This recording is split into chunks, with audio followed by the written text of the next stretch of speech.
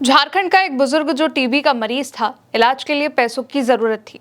उसके बैंक खाते में जीवन भर की जमा पूंजी 8,000 रुपए जमा थे। ये पैसे भी बीमार बुजुर्ग को वृद्धा पेंशन के तौर पर मिले थे, लेकिन बैंक ने उसे ये पैसे इसलिए नहीं दिए क्योंकि बैंक खाते की केवाईसी नहीं हुई थी। बीमार बुजुर्ग और उसका परिवार इन पैसों को निकलवाने के लिए महीनों तक बैंक के चक्कर लगाता रहा, बैंक की लाइनों में लगा रहा, काउंटर से काउंटर पर जा जाकर हाथ जोड़े, बैंक से दुत्कार मिली तो जिससे थोड़ी उम्मीद दिखी उससे विनती करी। आखिर में बुजुर्ग की जान चली गई, लेकिन केवाईसी ना होने के चलते उसे इलाज के लिए पैसे नहीं मिले। दोस्तों, झारखंड के गढ़वा जिले के बदगढ़ गांव की ये कहानी है जो बताती है कि बैंक की केवाईसी लोगों की जिंदगी से भी बड़ी होती है। गांव के रहने वाले 75 साल के रतन लाकड़ा, जो लंबे वक्त से टीबी की बीमारी से जूझ रहे थे, उनकी माली हालत भी ठीक नहीं थी।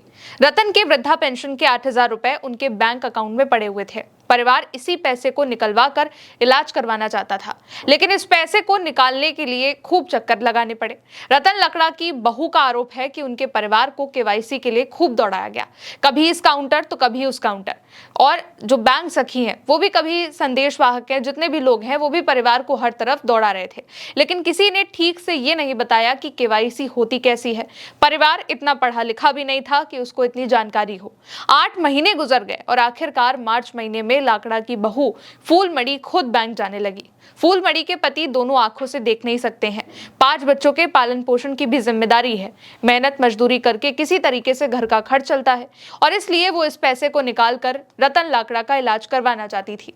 इसी पैसे से परिवार लाकड़ा को घर से 80 किलोमीटर दूर पलामू के सदर अस्पताल में भर्ती करवाना चाहता था, लेकिन केवाईसी ना होने की वजह से पैसे दिए ही नहीं गए। एक दिन बैंक में किसी दूसरे कस्टमर ने बताया कि सिंपल सा फॉर्म भरना होगा, कुछ बेसिक डॉक्यूमेंट जैसे कि आधार कार्ड, बैंक पासबुक लगेगा।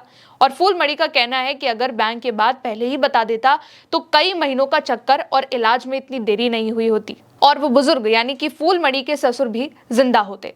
खैर, फूलमणि ने केवाईसी फॉर्म भर दिया। अब इंतजार था बैंक मैनेजर के दस्तखत का। फूलमणि का आरोप है कि इस काम में भी करीब 2 महीने लग गए और इस दौरान वो कई बार बैंक गई, रतन लाकड़ा को भी लेकर गई ताकि उनकी हालत देखकर ही मैनेजर साहब का दिल पसीज जाए।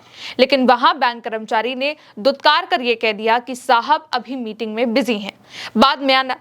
इसके बाद 6 जुलाई को रतन लाकड़ा की जान चली गई। गुस्साए परिजनों ने शव को बैंक के बाहर रखकर प्रदर्शन किया। बात प्रदेश के मुख्यमंत्री हेमंत सोरेन तक जा पहुंची और जांच के आदेश दिए गए।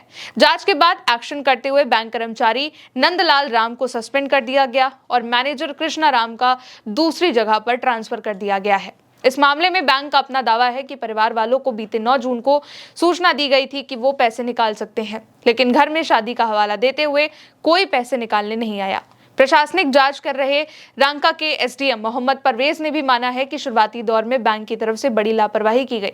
हालांकि उनका यह भी कहना है कि देरी को सीधे मौत से नहीं जोड़ा जा सकता, क्योंकि केवाईसी प्रक्रिया 9 जून को ही पूरी हो चुकी थी, जबकि रतन लाकड़ा की जो जान है वो 9 जुलाई को ही गई थी। रतन लाकड़ा अपने पैसों का अंतिम सांस तक इंतजार करते रहे और इस दुनिया से भी चले गए। परिवार सदमे में है। बहू फूलमणि को ये कसक खाई जा रही है कि पैसों के अभाव में वो अपने ससुर की जान नहीं बचा पाई। हालांकि ये घटना बैंक की संवेदनहीनता और सामाजिक जिम्मेदारियों पर सवाल भी खड़े करती है। बैंक की नैतिक जिम्मेदारी है कि अगर कोई कस्टमर कागजी प्रक्रियाओं को नहीं जानता है या फिर उतना पढ़ा लिखा नहीं है तो उसे साफ और स्पष्ट शब्दों में आसान भाषा में समझाना चाहिए, बताना चाहिए। उसे काउंटर दौड़ने की जगह किसी एक को आगे आकर के मदद करनी चाहिए। ये सब अगर हुआ होता तो शायद रतन लाकड़ा की जान बच जाती। आप इस बारे में क्या सोचते हैं? कमेंट में अपनी राय जरूर बताइएगा। मेरे साथ इस खबर में इतना ही। देखते रहिए उल्टा चश्मा यूसी। नमस्ते।